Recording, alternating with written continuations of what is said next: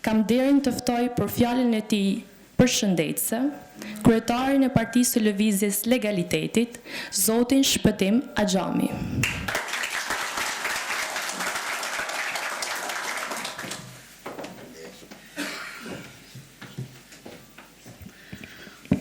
Zemra mal në këtë auditor, normalisht nuk është edhe e lehtë të flasësh përpara Shkodrës dhe shkodranëve, përpara jush që dihet se ç'farë familje përfaqësoni. Të nderuar, i nderuar naltësia juaj mbretërore, princi kurorës Lekaj 2. Të nderuar zonja dhe zotrinj, familjarë që për një shekull shkruan histori. I nderuar zoti Tet Kopliku, të nderuar drejtues e përfaqësues të Partisë Lëvizja Legalitetit, miq të çmuar. Sot kam nderin dhe kënaqësinë e veçantë të jem mes jush në këtë qytet të bekuar nga historia, besimi dhe fesnikëria. Ju falenderoj përzemërsisht për pjesëmarrjen tuaj dhe për pritjen e ngrohtë që jep kuptim dhe vlerë këtij takimi. Pak muaj më parë, Shqipëria përkujtoi 100 vjetorin e triumfit të legalitetit, një nga momentet më të ndritura të historisë tonë kombëtare.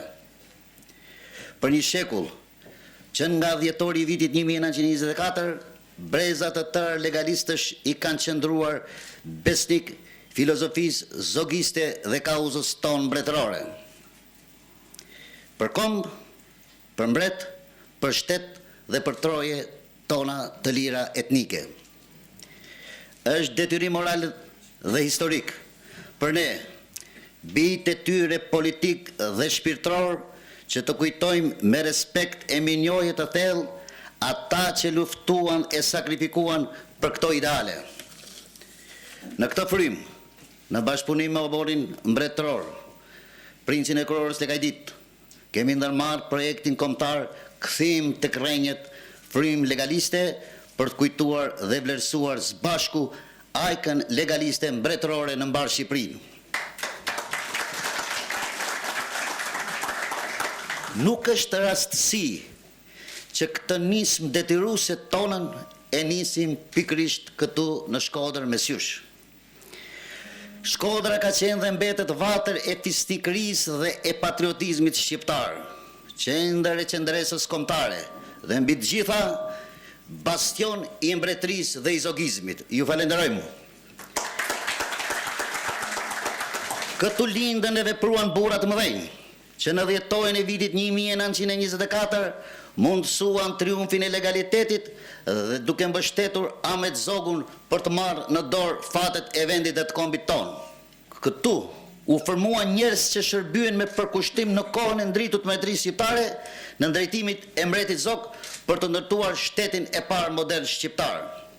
Dhe nga këtu dolën burra që gjatë luftës së dytë botërore themeluan lëvizjen e legalitetit dhe luftuan për liri, bashkim të kombëtar dhe mbrojtje të sovranitetit ton kombëtar.